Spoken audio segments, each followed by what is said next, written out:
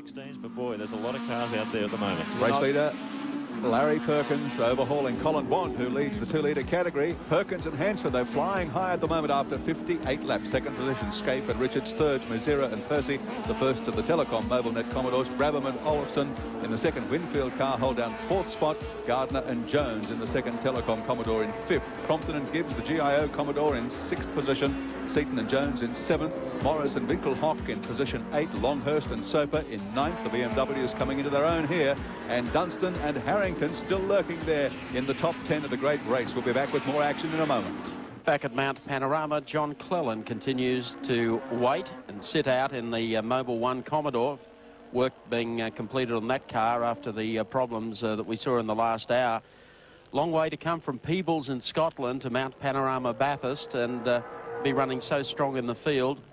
Only have to sit out and just see the race slipping away lap after lap. Well, Bev Brock plays a huge role in Peter's team, and with Bev at the moment, it's Joanna Griggs. That's right. I have Beverly Brock. She's a very well-known face around the track. She's been married to Peter for 17 years, but involved in motor racing for over 20. Beverly, you seem to be taking a bit more of a back seat now. You used to be involved in the administrative side. I used to in my young and keen days. These days I like to sit back and leave it for the young ones. I enjoy being at home, and there's a lot of young people around who really love to be in it, so I'm happy to be at home for them. How about the nerves? Do you ever get nervous with Peter anymore? Or you said to me earlier that not so much nowadays. No, I guess I've never been nervous. I mean, there's always the surge of adrenaline. I mean, it's exciting, except at times like this when you're sitting in the pits not doing, you know, the car's stopped. Like, you feel really sad for the guys because they put so much in, and, you know, when a component lets loose like that, that's sad. It sort of wrecks the hopes of all the guys, so, yeah. It's a very tough sport. It's Beverly Brock. She's a very well-known face. She's known on all the commercials. She goes on there with Peter, and we'll leave it there. Thank you. Thanks, Joanna, and thank you, Beverly. Well, we saw the BMW, and one of them, the Winkelhock car, that's in the pits with Paul Morris still at the wheel. Unscheduled stop that, Mike. They got a misfire. Something wrong with the plug leads, apparently. Was in ninth spot. So Winkelhock continued in pre-race betting as one of the big chances in this one, along with Paul Morris. That man there is Wolfgang Peel. He's the man who builds all the engines for the BMW camp. He built 10 for this race alone. Took him 6 months. Out on the racetrack, the Tony Longhurst Steve Soper number 25 car running 8th in the race at the moment. So while their car and Coca-Cola livery sits in the pits with work being carried out there, it's up to Soper now and also Tony Longhurst to see whether they can come back through the field. Still 61 laps completed by our race leader Greg Hansford in car number 11.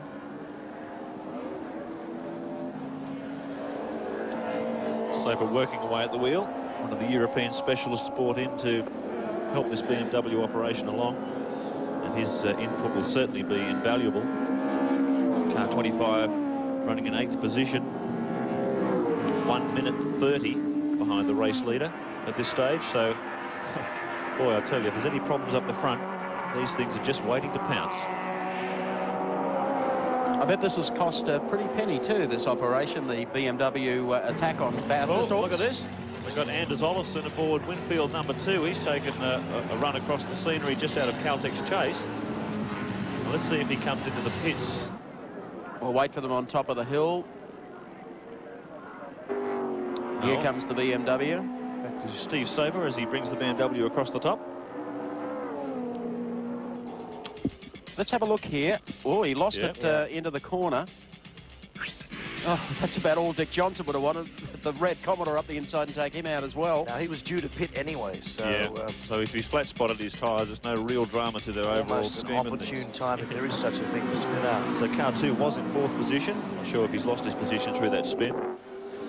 Car 23, meanwhile, in the pits,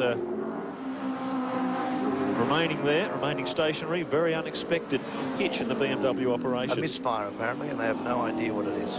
See them ripping out spark plugs and doing everything they can on the electrical side to try and find the problem. But she just refuses to go. The 11 car, the Perkins-Hansford car. Yes, coming in. Here it comes. And I believe Perkins will resume the drive. Hasn't Greg done a fabulous job? He sure has. It's very, very difficult out there.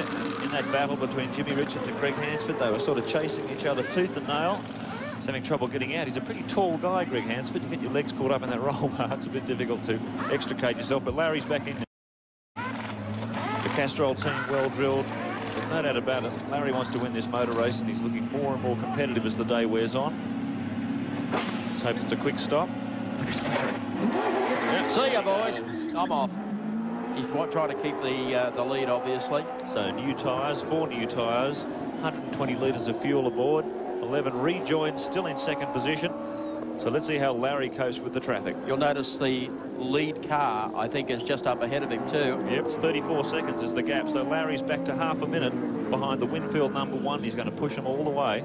This is the absorbing contest, this battle for first and second. Unfortunately, Ford not really involved in this battle today, but boy, between Winfield and Castrol, have we got a battle on our hands. Yeah, Perkins has dominated practice. He's won the shootout, and he's certainly looking the major force on the mountain here today. That was a terrific pit stop. It's put him in a great position to strike at the Winfield car, and I'd say in another 4 or 5 laps we're going to have an absorbing confrontation. Here's Trimboli and Harris.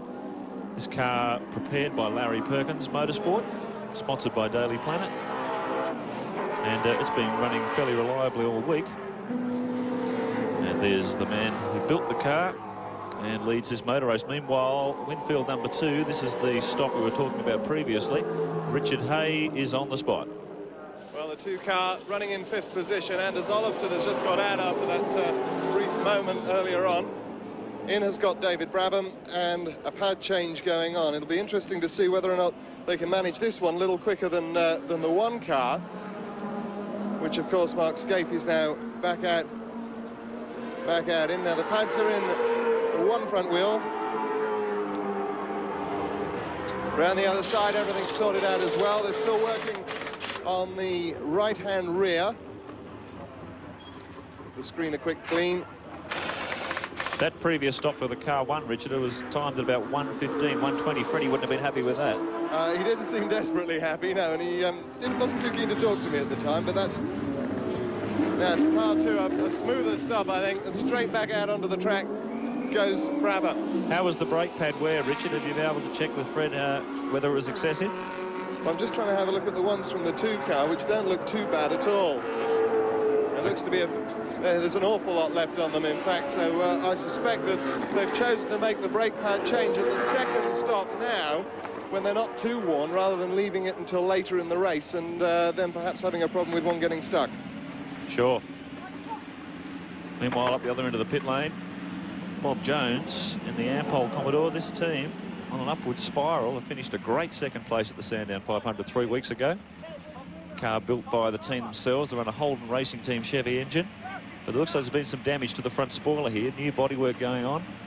Bit of attention to the brakes. New pads going in. Was in 12th position. So they sit in the pits as Larry Perkins gives chase. We update them for you on our Caltex race score. Mark Scaife back behind the wheel. Lap number 63. Perkins and Hansford, this is close. Run in second. Mazzara Percy in third. Gardner and Jones in fourth. And Brabham and Olofsson back in 5. In 6th spot, Neil Crompton and Mark Gibbs continue. Then it's Glenn Seeknell and Jones of the PJ Falcon.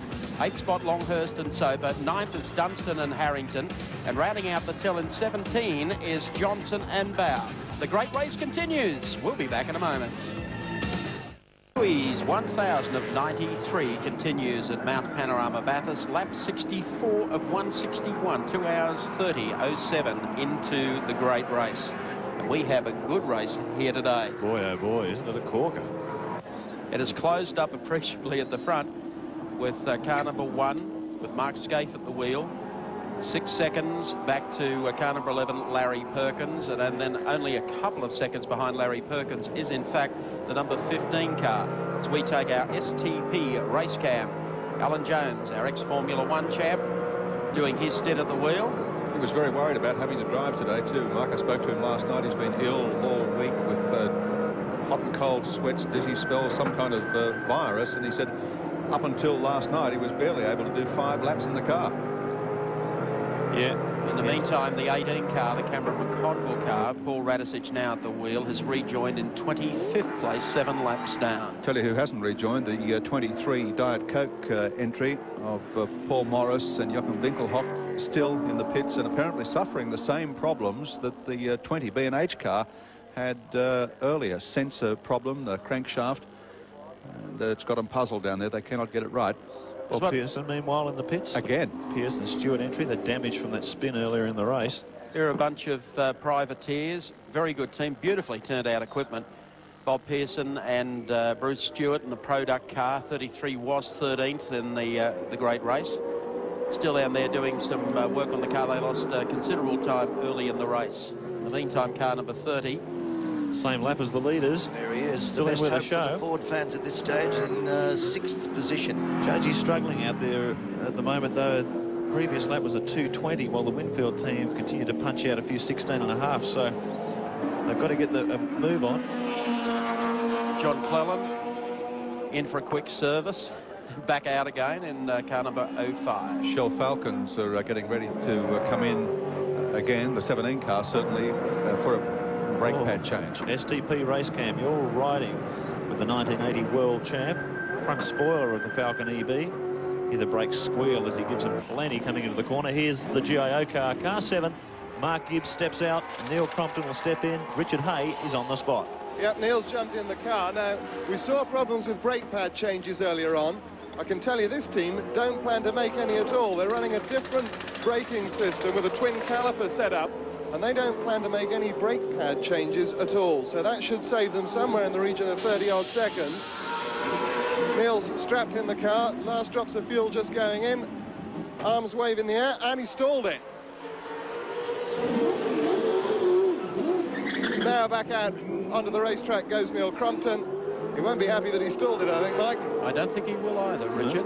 By my clock, that stall cost him 6 seconds, which is pretty hard to make up on the race, but 7 rejoins, 35 seconds for the stop. Dropped in 1 position, 5th back to 6th, and the 23 Coke BMW, they've got it going at last, and it's back out there. I'll tell you what, 6th position at this stage of the race. Don't forget, we're only 2.5 hours into this thing. We've got 6.5 hours total distance. 6th place is a pretty handy position to be in at this stage. We go back with Alan Jones aboard the Peter Jackson Falcon. And you can see by the white lines and the ripple strips on this track, Alan Jones is using every bit of tarmac he can find.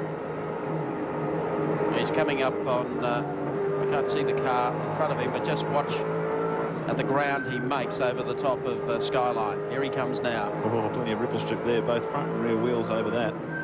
Straight lines the corner, back through the gears as he comes over the Skyline. Through the S's, working his way back through the cog so he can punch this car out of the dipper down toward Forest Elbow. Looks like Bob Jones, the Ampol entry, up ahead of him. Dab on the brakes there. Hard on them here to Forest Elbow, then bring the power on now.